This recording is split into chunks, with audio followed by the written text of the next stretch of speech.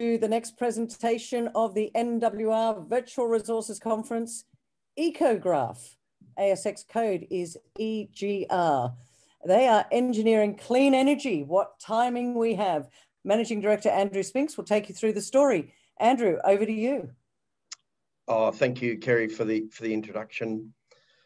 An overview of our business. We've been focused on developing a vertically integrated graphite business to support the transition to clean energy and e-mobility. We've spent $35 million over the last 3 years. We've got 3 key business areas, and I guess the important aspect of those areas, they're all connected through carbon and graphite, but they're all standalone and focused on markets outside of China. A quick overview of our developments. On the right-hand side, our Eco development is a scalable mining project going to produce natural flake graphite to the industrial markets. It's got a debt financing process in play, and we've got the support of the German government and KfW IPEX Bank. We've tabled a financing offer of US $60 million to the Tanzanian government. On the left-hand side, we take natural flake graphite and we manufacture battery graphite. This is a scalable development. It's very much focused on our purification process, a non-hydrofluoric acid process.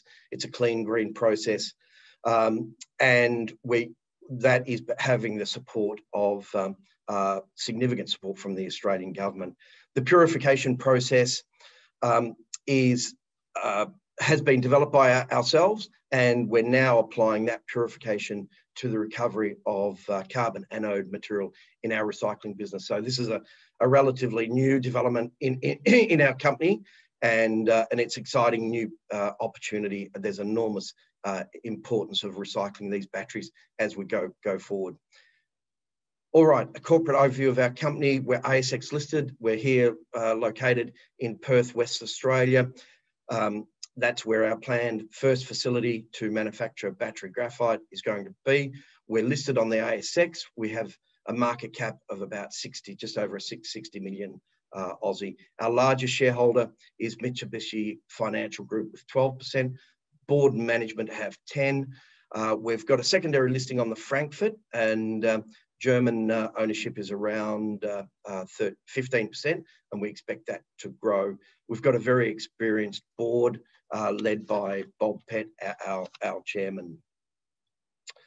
An overview of the market, probably very familiar with the compelling opportunity for the lithium-ion battery market is growing rapidly and going to grow rapidly in the future. We see the demand for battery graphite going to grow at 80%. The anode, we hear a lot about the cathode minerals, lithium, nickel, and cobalt, but what many people don't understand or don't know is the battery is majority contained with graphite. The anode is 50% of the battery by weight. And this is our business, that we're going to provide a high quality, cost competitive alternate battery graphite to the emerging market. At present, all this battery graphite is coming from China, and it's a major supply risk. We've seen, as we're seeing and experiencing, unprecedented investment in Europe, where all this demand going in is reliant on this Chinese supply. At present, there's about 500 gigawatts of installed capacity. That's equivalent to about 6 million vehicles. The importance of sourcing their own, developing their own batteries, Europe developing their own batteries, is really centered around the cost of the EV. The cost of an EV, 40% of the cost is the battery. So the battery is an integral cost component of the battery. And we very much see we've seen over the last 6 months strong messaging from the European Union supporting raw materials, supporting the battery development and raw materials into Europe. Okay, an overview of our development, and we're going to be establishing our first facility in Kwinana, West Australia. And this is really centered around our own proprietary purification method. And as I mentioned, the only supply of this material is coming from China. We've developed, we've completed engineering feasibility studies on this project. We have undertaken extensive product qualification over the last 4 years, and that can't underestimate how much work has gone into that product qualification. We've signed our first offtake agreement with TanzGraphite, Germany's largest one of the largest industrial groups, and we're working with the Australian government on securing a US $35 million debt financing facility. The facility will use not only our own graphite, but very much it's been structured. Our work program has been centered around securing feedstocks from other producers. And the planned capital investment is modest, as you can see in the bottom left-hand corner, and very much structured around match to market. So we're starting off with 5,000 tonnes of production and ramping that up to 15,000 tonnes to produce 20,000 tonnes. And the reason for that production level is really match to market. You know, producing any more wouldn't be able to, would be challenging to sell. So the investment is modest. We've got strong support from the Australian government, and the financial returns are very attractive with this development. As you can see, if anybody's interested, we have got fly-throughs and flyovers of this development, but an overview of the development. As you can see, it's staged on the left-hand side, 5 and then 20. And we've got a lot of flexibility in this design and scalability as well through the 2 stages, as you can see, the mechanical shaping and the purification. The reason for locating in Australia was really simple. It was founded on two key support pillars, and that was obviously the strong support for manufacturing battery minerals in Australia, but also the very strong support that we've had from European customers to locate this facility in Australia. The Australian government support has come from both federal and state, and we also see West Australia, Kwinana evolving, given the other battery-related minerals here in the state with nickel, lithium, cobalt, migrating, you know, becoming a global hub of responsibly produced materials. We've received lead agency from the state government over here. We've had approved from the state government, secured the site, 6.7 hectare site, and the photo on the right-hand side is the Premier Mark McGowan with the Minister for Energy on site announcing that agreement. And we've had very strong support from the Australian Aussie industry. In fact, we've got an advance funding of $8 million in future advance funding on our development and R&D. We've also featured very strongly in the government's Modern Manufacturing Fund, which Scott Morrison just announced a month ago, and our development is positioned, you know, very well for the support from the government. All right, for anybody, we've just also released the development report on the financing of the project. So if anybody wants any further information on our downstream facility, there's an enormous amount of information in that release. All right, on to our recycling development. A quick overview. At the moment, the recycling efforts globally on batteries is just focused on the cathode minerals. As I said, the nickel, cobalt, manganese, lithium. They're the metals that are being recovered. At the moment, the carbon materials are being landfilled, and that is inconsistent with the transition to clean energy. And it's certainly a hot topic at present in Europe, and there's a lot of efforts going into greater recycling. So we see 2 opportunities to participate in the recycling business. One is the production waste or scrap from the shop floor, the manufacturing battery floor, and also recycling the black mass through, which is the end-of-life material.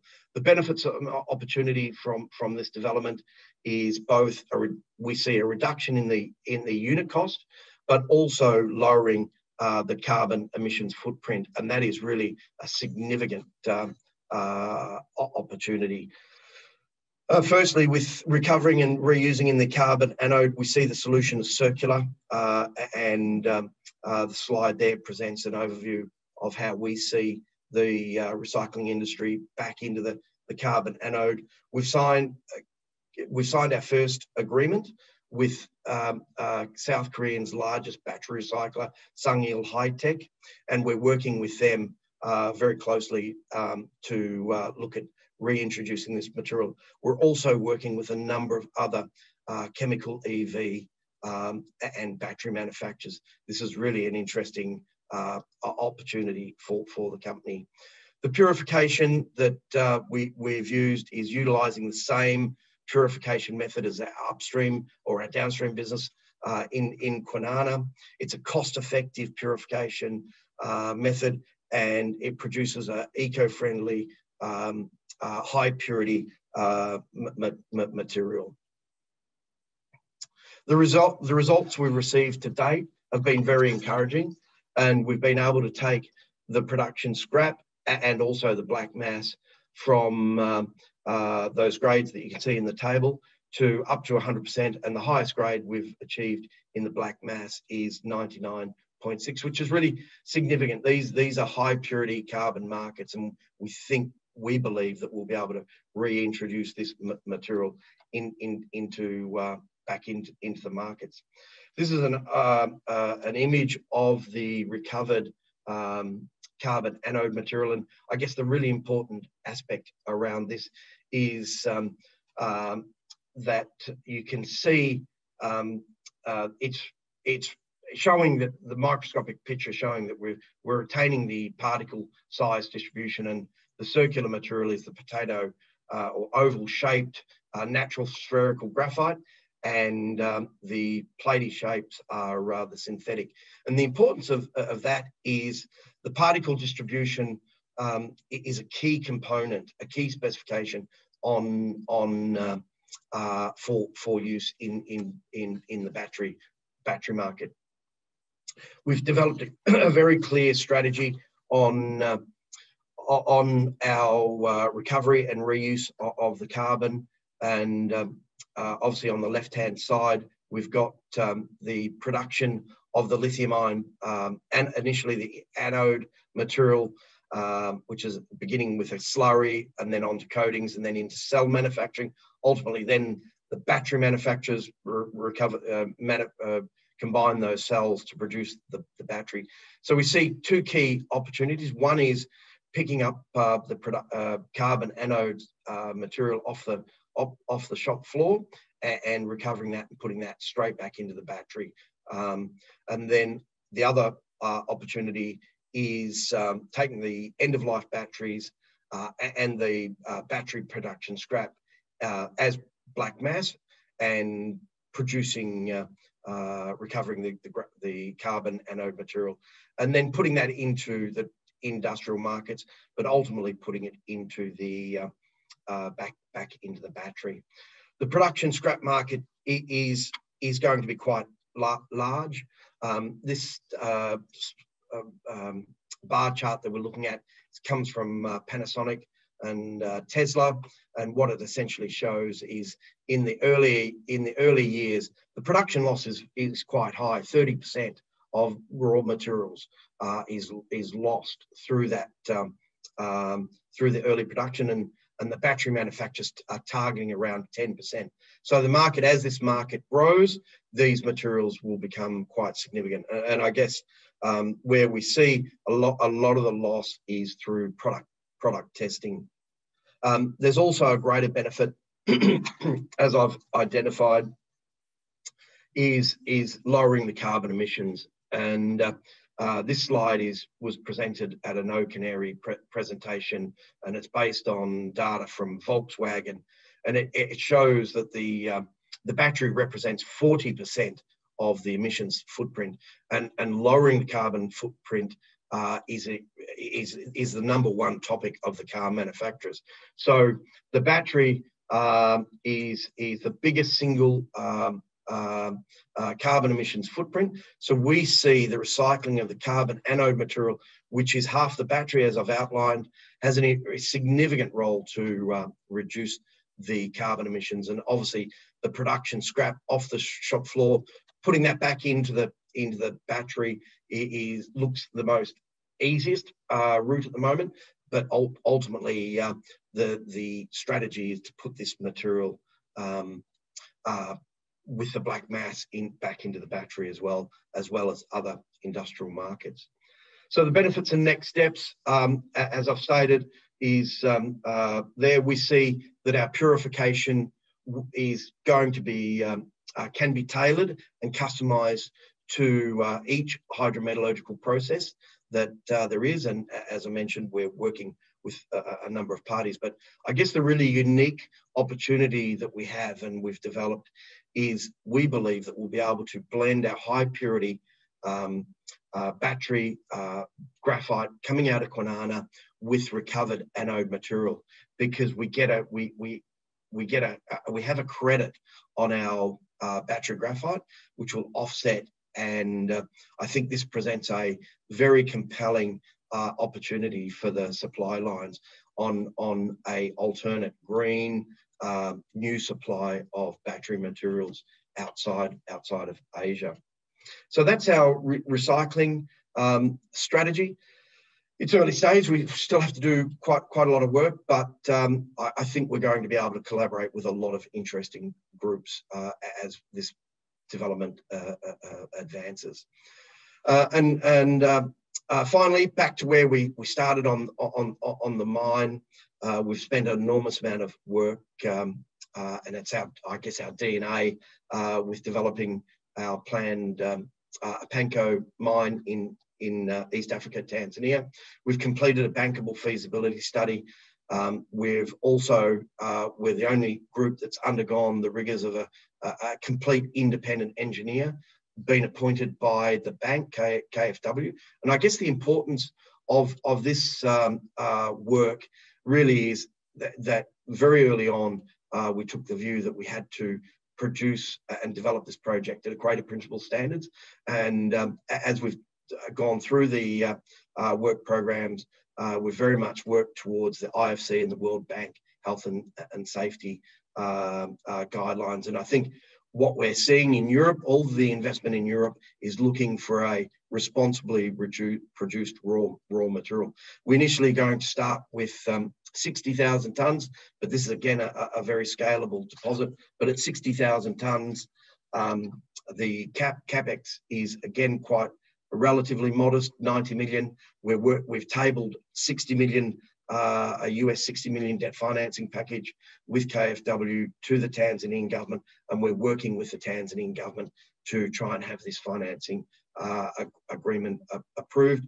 For those that are following Tanzania, we've just seen presidential elections carried out over the last couple of weeks, and we believe confidently that the second term of the government will see encouraging foreign investment back into Tanzania. So finally, the value proposition of the company is significant. Both the downstream and mine is development ready. Combined, we have US $95 million in debt, pursuing debt financing. The returns from both these developments are very attractive, and I must say that they are developed around the existing market at present.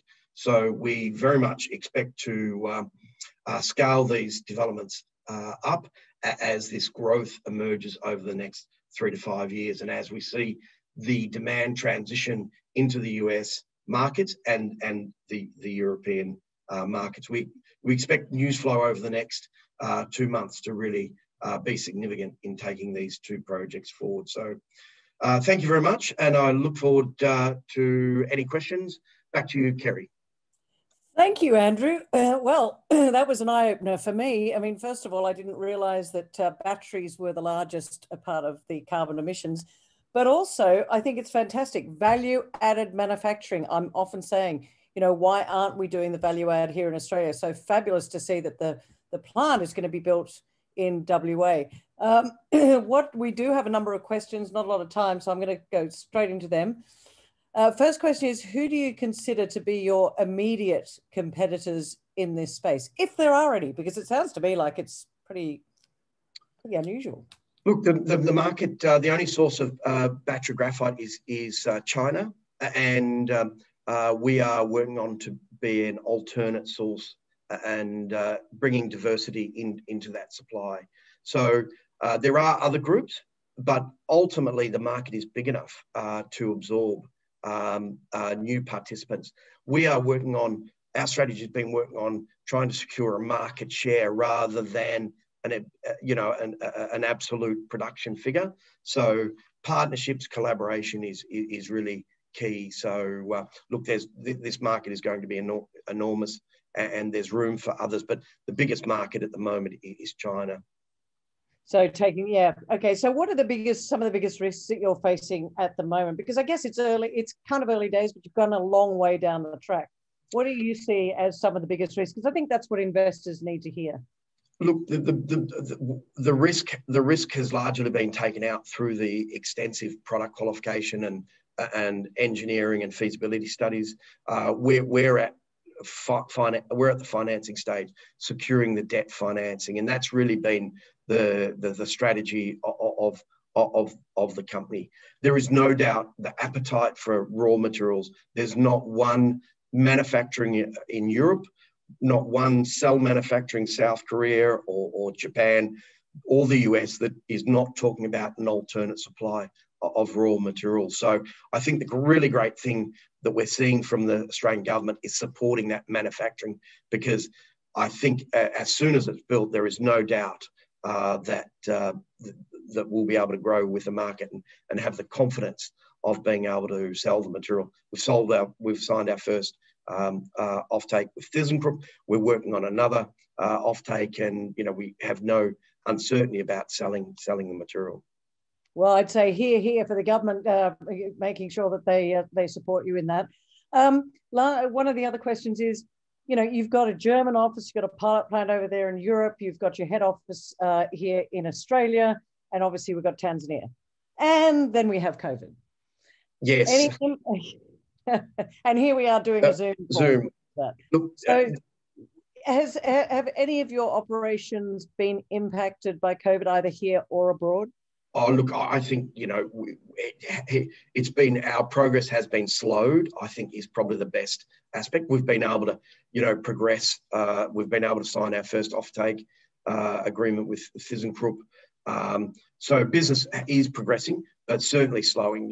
That is probably the key point. And I guess as we see the borders open, we're ready to, there's nothing like having face-to-face meetings, but we've been at this for 8 years. We've had a lot of meetings, and we're at the back end of we don't need to meet the partners. We're having very successful conference calls. Andrew, we are running out of time, but I just want to ask you this. This is curiosity from my point of view.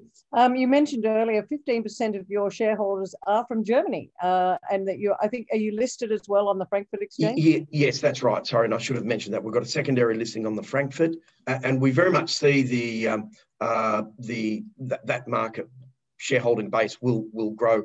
Interestingly, the Australian-Germany Chamber just released yesterday the cooperation between German industry and Australian resources. It's a really great summary. We're obviously featured on there given our relationship, and we very much see that is the market that is supporting battery development in Australia. Except now it's Australian technology and Australian manufacturing, so I congratulate you on that. Andrew Spinks, thank you so much for telling us the EcoGraf story today. Lots more news flow to come, and a very exciting time. Thanks, Andrew. It's been a pleasure. Thank you, Kerry.